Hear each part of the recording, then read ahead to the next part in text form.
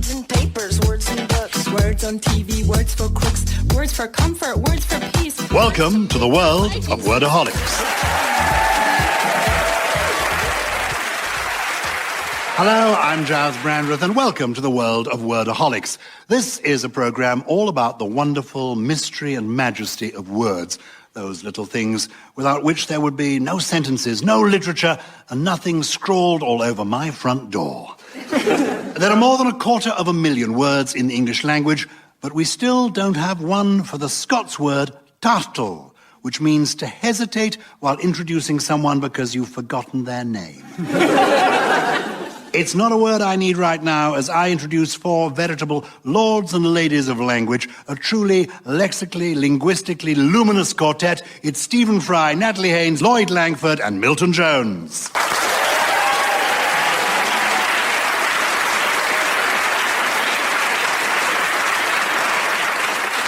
Of course, while there are some words that we love, there are others that provoke the opposite reaction. So I'm going to ask our assembled wordaholics which word or words make them furious. First, Stephen Fry.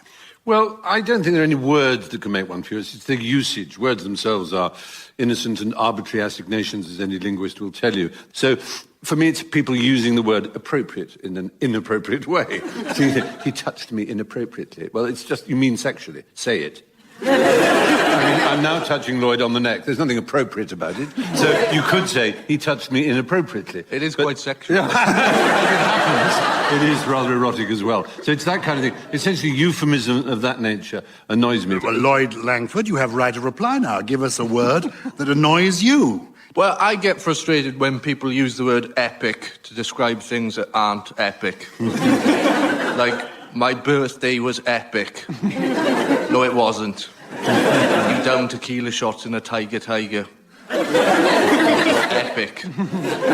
Or I had a bath and it was epic. No, it wasn't. Unless it was a long narrative journey where you defeated several adversaries.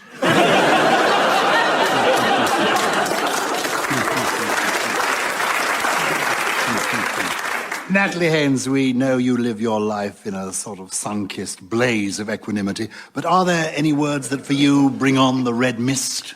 Yeah, I hate the word literally, because it's literally always used metaphorically.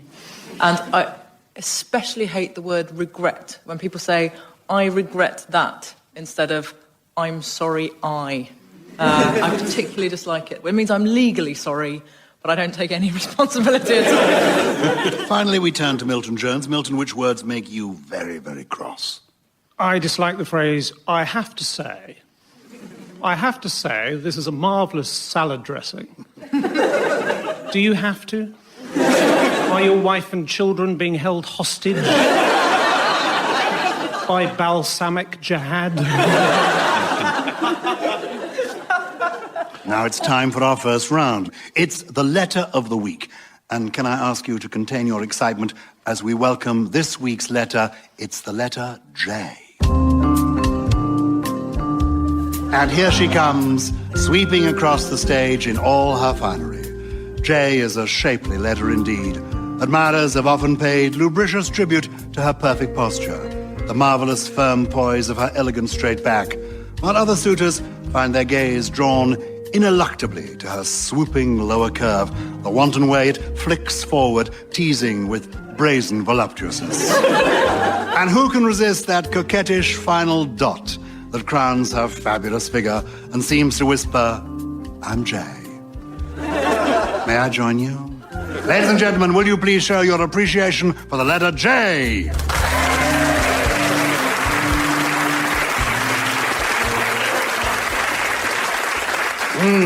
J, juicy. Stephen Fry, the first question is for you. What is meant by the term Jedward justice? Where did this term originate?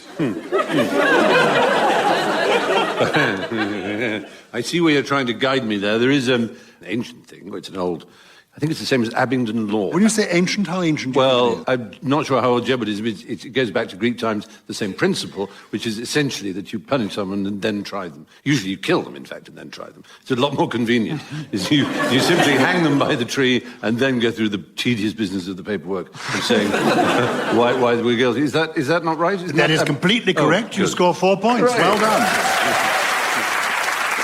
Jedward justice is a term several centuries older than the little band Jedward. Jedward justice, a term used by Sir Walter Scott in The Fair Maid of Perth, and it is about brutal justice. It means to hang in haste and try at leisure. Of course, when it comes to Jedward the band, Jedward justice is arguably too good for them. Let's move on to Natalie Haynes. Natalie, what is a juggler's box? And why shouldn't you put your hand in it? Is it an instrument of torture? It is. You're beginning to score. It is an instrument of torture. Go on. You're nearly there. I think it's probably something you put someone's hand in to burn it. Is that right? It is something you put someone's hand to burn it. A juggler's box is 18th century criminal slang for a torturous device used to burn the hands of thieves as punishment. 4 points for Natalie Haynes. Well done. That's the juggler's box, not to be confused with a magician's bag, which is really no way to refer to the lovely Debbie McGee. Milton, a question for you. Where does the term jack-in-the-box come from? Is it a description of Jill's partner after he's been pushed down the hill for the insurance? A bonus for ingenuity, but that's not the right answer. Is it a little man who lives in a box at the top of the stairs, and you creep up and he comes out and surprises you, but what's scary is that he's half man, half slinky. And of course, the worst thing you can do is then go downstairs because he can follow you.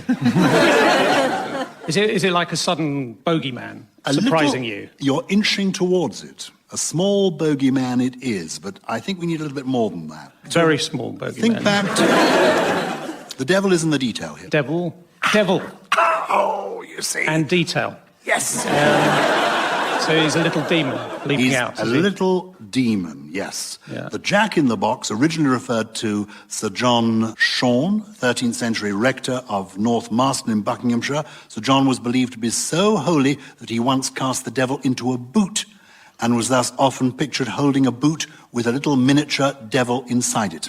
Over the years, the boot became a box and the devil transmogrified. The impish face became... What's a clown's face? A clown's face. Couleurophobe would not be pleased. No, what is a couleurophobe? Someone who's afraid of clowns. It's quite a common phobia. There you go. Hip-hopper P. Diddy is notoriously afraid of clowns. Yes. So over the years, this boot of Sir John Shorn became a box and the devil became a clown because, as we all know, and as Stephen has explained, if there's one thing more evil and terrifying than the devil, it's clowns.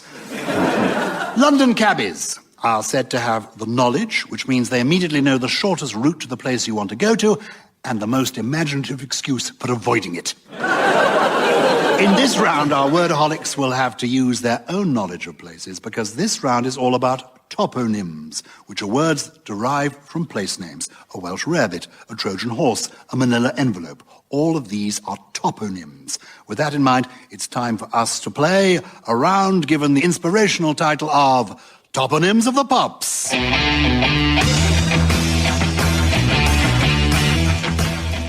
Here we go, toponym pickers, with another round packed with toe-tapping place names.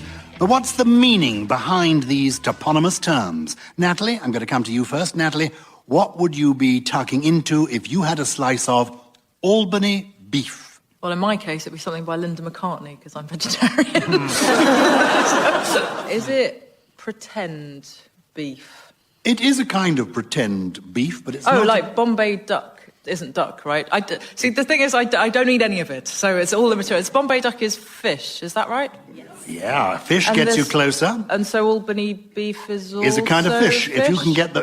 I'm going to give you 3 points for getting that far, but if you want to get the full 4 points, you've got to give me the fish. It's from Albany in New York? It's from Albany in New York. I don't know what fishes are there. I wouldn't eat them anyway. Anybody want to chip in? Trying to swim free. Chip in with this fish.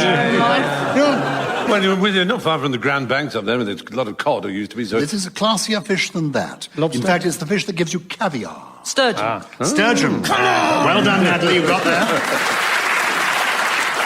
Albany beef is sturgeon. It's a 19th century term, and it's because in those days sturgeon could readily be fished from the River Hudson at Albany, New York State, and they were much cheaper to get hold of than beef. Because cows can't swim, Giles, so you wouldn't find one of those in the River Hudson.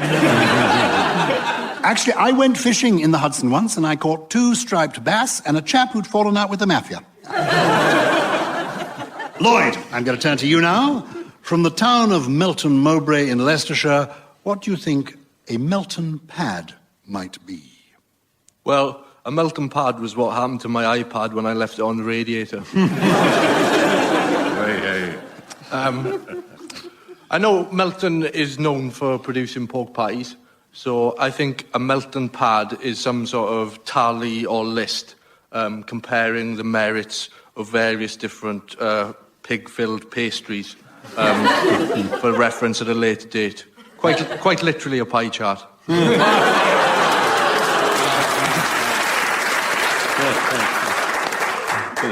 Bonuses are flying your way for ingenuity, but none for accuracy. A Milton man was what they used to call a great huntsman, because all the hunting fields are all the great, I say great, it's hardly the word that we would now use, but the distinguished, shall we say, aristocratic hunts, like the Quorn and the Pytchley and the Cottesmore, all held in Leicestershire, and the nearest market town was Milton. So if you're a real neck-or-nothing rider, you were known as a Milton man. Hunting, you're absolutely on the money with hunting, and it's a form of truss for wearing while riding on horseback. Stephen, what does the term Piccadilly weepers refer to? Well, I live in Piccadilly, funny enough, but the weepers bit makes me think of Dundreary weepers, which are very famous. The Dundreary weeper appears in Sherlock Holmes and various other Victorian novels. In the great days of facial fungus, we're talking about Darwin and Carlyle.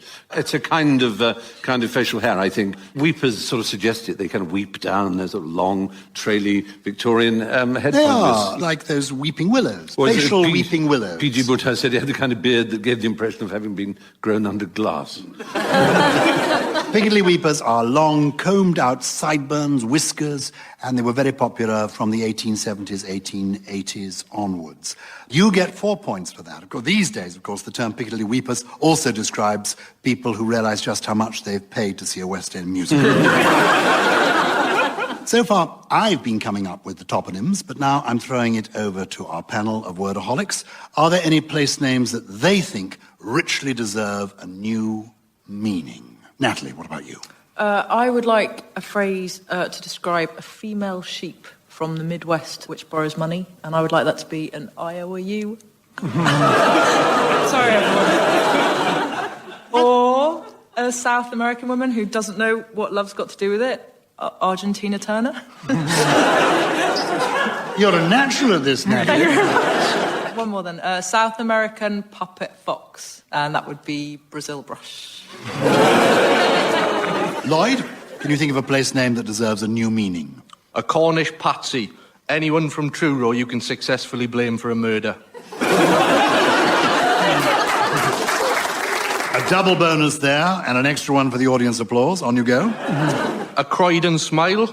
A Croydon smile is a grin that appears on your face when you're travelling on a train that stops in Croydon, but you suddenly remember that you don't have to get off there.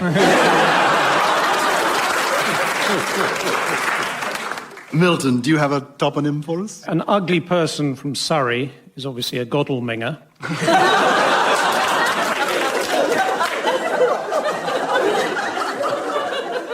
A Norfolk mountain, that's a speed bump. And if the police are dealing with a supergrass who they don't really like, they can send him on a Widnes relocation scheme. Any offers from you, Stephen? Salford Madness.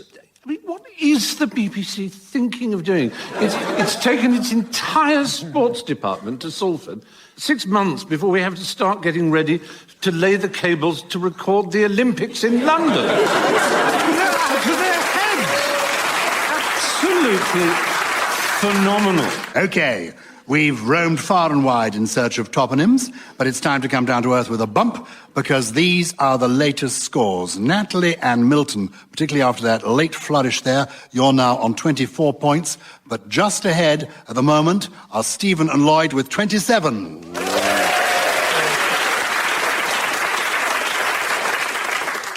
Who was it who said, using a cliché is like wearing a T-shirt, only acceptable if there's nothing else at hand? It was me. Just now. Do try to keep up. But of course, the best way to avoid using a cliché is to come up with something to replace it. So that's exactly what our next round is going to be about. Cliché Corner. I'm going to give each team a cliché and ask them to freshen it up. Stephen and Lloyd, how would you find a new way to say, the best things in life are free? If you pay, they generally don't kiss.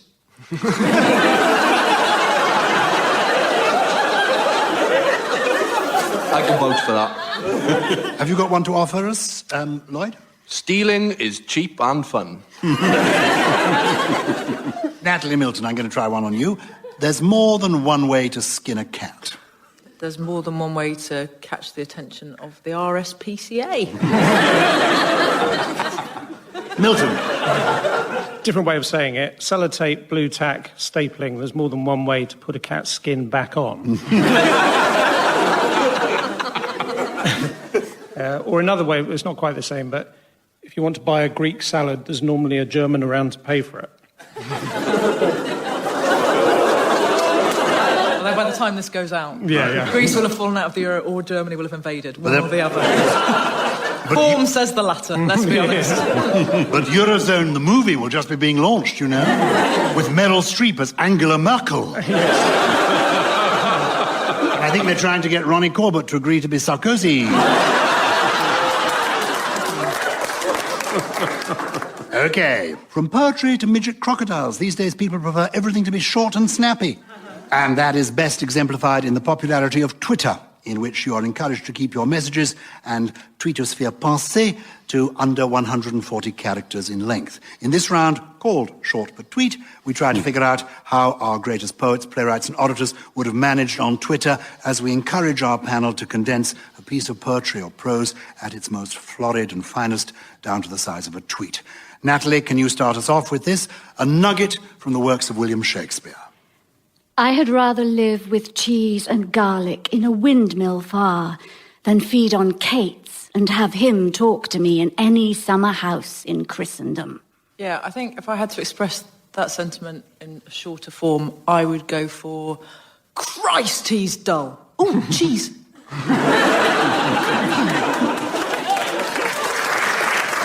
You got it in a nutshell. You score 4 points. For a bonus, anybody can tell me what the origin of the quotation is.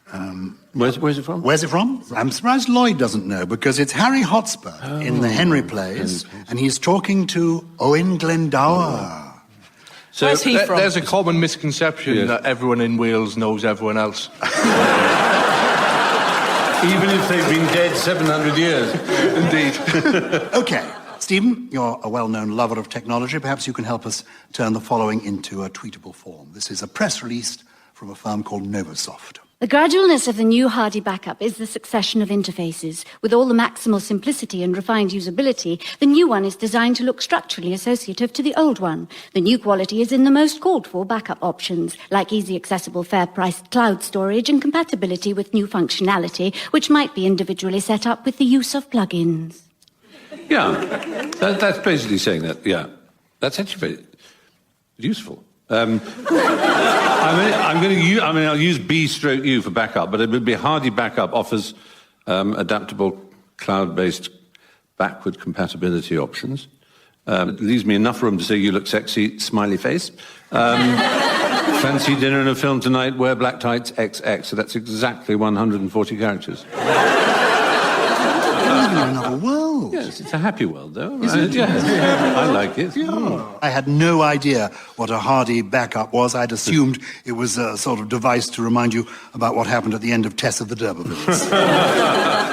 Lloyd, as a proud Welshman, you're surely familiar with the words of Dylan Thomas, but can you reduce the introduction to Undermilk Wood to a manageable size? It is spring. Moonless night in the small town, starless and Bible black. The cobble streets silent and the hunched quarters and rabbits wood limping invisible down to the slow black, crow-black fishing boat bobbing sea. The houses are blind as tonight in the snouting velvet dingles, or blind as Captain Cat there in the muffled middle by the pump and the town clock, the shops in mourning, the welfare hall in widow's weeds, and all the people of the lulled and dumbfounded town are sleeping now. Right, I'll have a crack at that. Night in a coastal community. Dark and quiet.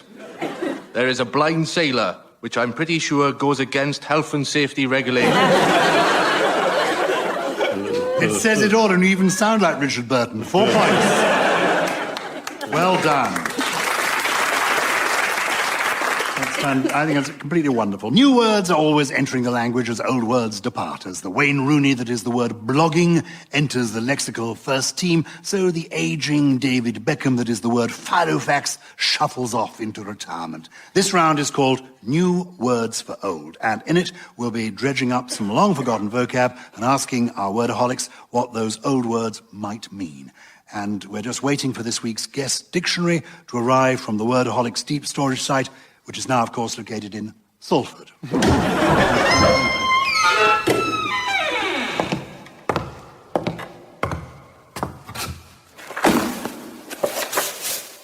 Thank you, Dolores. What a treat. Oh, look what it is. It's a provincial glossary with a collection of local proverbs and popular superstitions, published by the scholar Francis Gross in 1787. And would you believe it, we're still waiting for the movie. Milton Jones, you're first up. From Francis Gross's collection, Milton, what is a Worcester poop? Is it when you go to whistle and the wrong sound comes out the wrong exit? No, it's not. So I'm going to help you with a multiple choice there. Is it A, a blow delivered with the backhand, B, the stretch of rigging directly below the crow's nest, or C, someone who cheats at cards? A Worcester poop. I'm going to go first B, because poop deck. The whisty is certainly an adjective which they used in boxing in the late 18th and early 19th century. A whisty caster meant a very strong blow to the head, so I would have gone for A. And you would have been right. Milton doesn't get the point. Stephen Fry does. It is indeed. A Worcester poop is a back-handed blow. Lloyd, what do you imagine this might be? A giff-gaff? Well, I think a gaff is a house or a residence. And as for GIF, initially I'm thinking along the lines of acronyms such as MILF. I'm taking the G in GIF to stand for Grandad. So GIF Gaff is a bordello entirely staffed by male pensioners. Wow. You get a point for ingenuity, but I'm going to give you some help because that isn't the right answer, incredibly. Do you think a giff-gaff might be A, a woodland spirit that delights in mischief, B, a bit of idle chatter, or C, a ruffian with a speech impediment? A giff-gaff. Someone in the audience said it's B, so I'll go with B. And you're right to trust our audience. Because a giff-gaff is indeed what Gross calls unpremeditated discourse. It's a form of chit-chat. Natalie, what do you think might be the correct definition of fairy sparks? I feel like it should be the word for all that's left after someone said, I don't believe in fairies. Sort of the remains of Tinkerbell. Yeah, exactly. Yeah, just a little bit of pixie dust left behind. Oh, gosh, how awful. She implodes. Peter Pan exploded. Yeah. No, you've not got it right. I'm going to give you a little help. Do you think it might be, this is fairy sparks, A, the sparks that fly when a new piece of wood catches fire, B, the stars in the sky, or C, static electricity? If it's B, I at least am going to throw up. So let's hope it isn't, because I can think of a few things more stomach-turning off the top of my head. It's Madeleine Bassett talk, isn't it? It is Madeleine Bassett talk, totally. big time. Yeah. Possibly. She What thought are the other stars options? were God's daisy chain. Indeed she did. So what are my less vom-inducing options? The wood sparks. Wood sparks or static electricity? Wood sparks, please. Yeah, I like that. You all like wood sparks? You're all wrong. Static electricity, please. Yeah, static electricity, but it's too late. It's so long too as late. it wasn't B, we don't mind. Yeah, exactly. Fairy sparks, it turns out, are the bright sparks sometimes seen on clothes at night, a form of static electricity.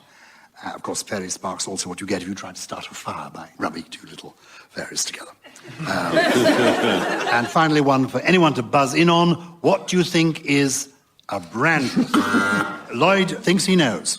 Well, what I call Brandreth is, you know, when you go to have some cornflakes and there's only, like, little bits of powder left at the bottom of the bag. I call it Brandreth.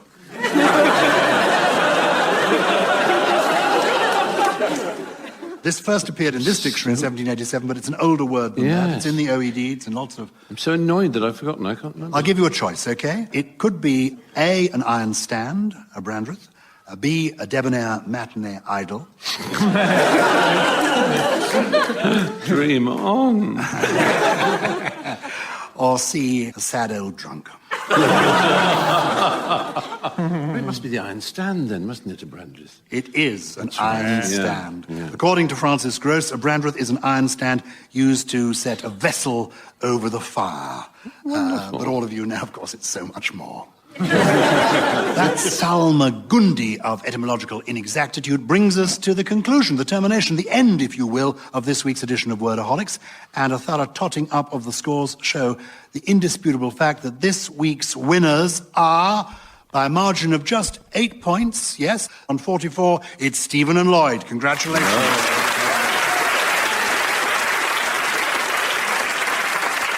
In a word, winners, what is the word you'd use to express the Wordaholics experience for you, Lloyd?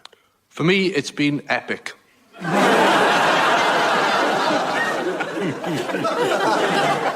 And Stephen, what's it been for you? Well, I'll use my favourite word to say it. My favourite word is toponyms. It was send bloody sensational. It's toponyms is when you put one word inside another. It's a nice word, isn't it? Nice. I think it's the only word that begins TM in the English language. And losers, OK? You obviously don't get our respect.